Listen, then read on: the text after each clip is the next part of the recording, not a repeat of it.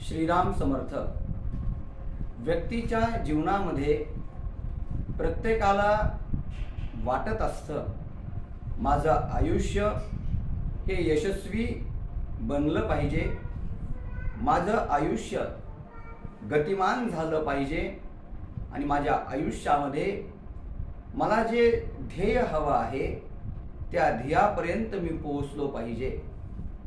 या गोष्टी आपल्या सर्वांना वाटणं हा आपला स्वभाव आहे आणि ते आपण प्रामाणिकपणे करणं, ते कर्तव्यामध्ये आपण उतरवणं ही आपली खऱ्या अर्थानं आपली संस्कृती असली पाहिजे.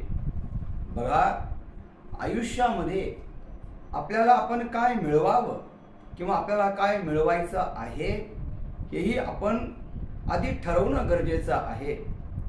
व्यक्तीच्या आयुष्यामध्ये व्यक्तीचं आयुष्य हे यशस्वी बनलं पाहिजे, यात कुठल्याही प्रकारची शंका नाही. ते झालंच पाहिजे. पण यशस्वी आयुष्यापेक्षा सुद्धा समाधानी आयुष्य हे खऱ्या अर्थानं आपल्याला शांतता प्रदान करणारं असतं. यश लोक ठरवत असतात, समाधान आपल्याला ठरवायचं असतं. आणि म्हणून माझं आयुष्य हे यशस्वी असलं पाहिजे, सोबत ते समाधानीही असलं पाहिजे. आणि हे सगळं आपण करत असताना आपल्या जीवनामध्ये समाधान आणि यश या दोन गोष्टी मला मिळाव्यात असं जर मला वाटत असेल तर 3 पद्धतीनं आपल्या जीवनाची सुरुवात आपण केली पाहिजे.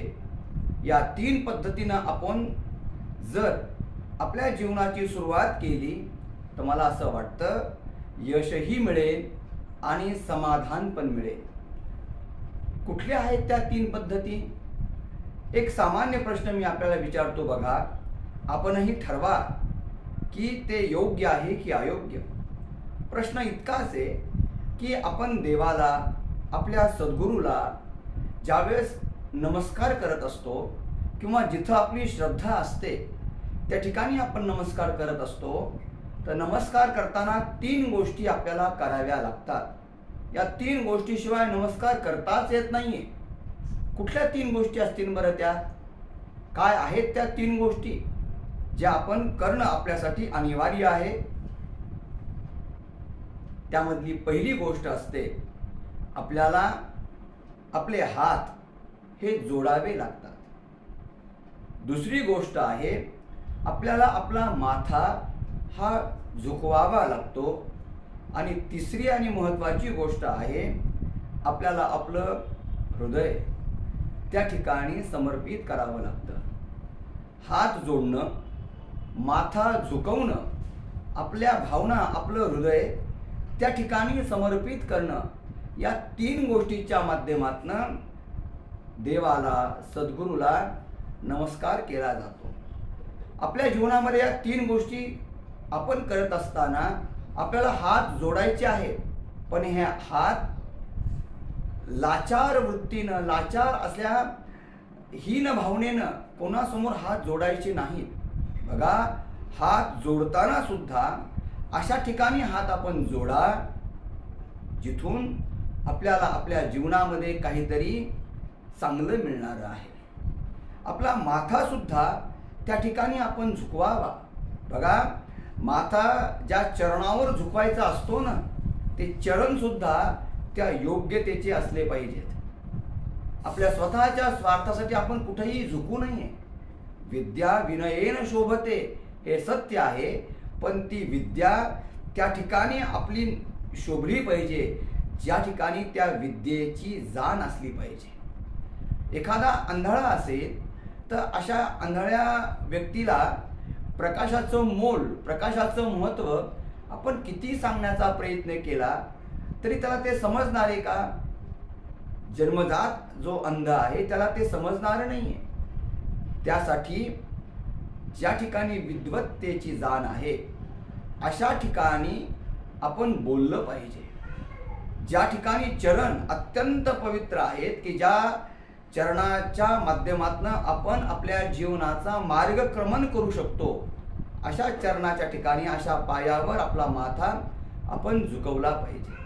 आणि तिसरी आणि महत्त्वाची गोष्ट, आपलं मन, आपलं हृदय हे अत्यंत पवित्र आहे. पहा काय, या आपल्या हृदयाला अशा ठिकाणी आपण झुकवावं, अशा ठिकाणी ते समर्पित करावं की ज्या ठिकाणी समर्पित केल्यानंतर आपण अत्यंत निर्भय असू. मग असं हृदय लावण्याची ठिकाणं कुठली आहेत? तर असं हृदय लावण्याचं ठिकाण म्हणजे भगवंताचं सान्निध्य. असं हृदय लावण्याचं ठिकाण म्हणजे सद्गुरूचा सहवास. चांगला मित्रसुद्धा आपल्या जीवनामध्ये आपल्याला परिवर्तित करू शकतो. माझं आयुष्य यशस्वी बनावं आणि माझं आयुष्य जे यशस्वी बनणारं आहे ते समाधानी राहावं असं आपल्याला वाटत असेल तर रोज जे वडीलधारी आहेत त्यांना हात जोडा.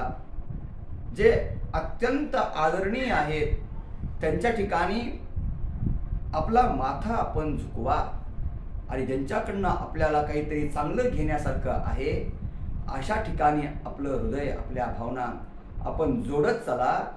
मी विश्वासपूर्वक सांगतो, बघा, भगवान श्रीराम आणि भगवान श्रीकृष्ण हे सुद्धा वृद्धांच्या जवळ जाऊन बसत. कशामुळे त्यांच्या जवळ बसत? कारण वृद्धांच्या जवळ बसल्याने त्यांच्या जीवनामध्ये आलेले जे अनुभव असतात त्या अनुभवाचं ज्ञान आपल्याला मिळालं पाहिजे. आणि म्हणून आपल्या घरामध्ये जे वडीलधारी असतात त्यांना सतत आपण जर नमस्कार करत राहिलो, केवळ नमस्कार करून पण चालणार नाही, तर आपली नम्रता ही त्या ठिकाणी असली पाहिजे.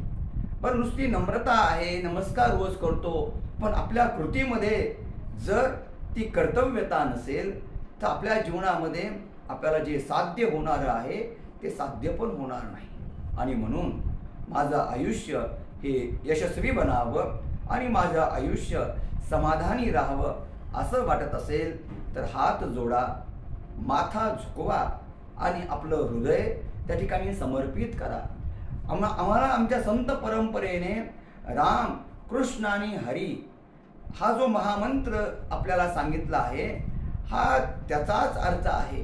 राम म्हणजे काय, भगवान श्रीकृष्ण म्हणजे काय, हरी म्हणजे काय. बघा, रामायणाच्या माध्यमातून जीवन कसं जगलं पाहिजे हे आपल्याला समजतं. गीतेच्या माध्यमातून कशी आपण ॲक्शन घेतली पाहिजे हे आपल्याला समजतं. आणि भागवताच्या माध्यमातून आपल्या भावना या देवाजवळ कशा आपण लावाव्या हे आपल्याला समजतं. आणि म्हणून इमोशन, ॲक्शन आणि थॉट्स या 3 पद्धतीनं रामायण, गीता आणि भागवत आपल्याला सांगतं. आणि म्हणून या 3 पद्धतीनं नमस्कार केला जातो. हात जोडणे, माथा झुकवणे आणि आपलं हृदय त्या ठिकाणी समर्पित करणे. या 3 पद्धती आपल्या जीवनामध्ये आपण जर नित्याच्या स्वीकारल्या तर आपलं आयुष्य हे यशस्वी बनू शकतं आणि आपलं आयुष्य हे समाधानी बनू शकतं असं मला वाटतं. आज इथेच आपण थांबूया. पुढे एक नवीन विषय, नवीन चिंतन आपल्यासमोर घेऊन येऊया. श्रीराम समर्थ.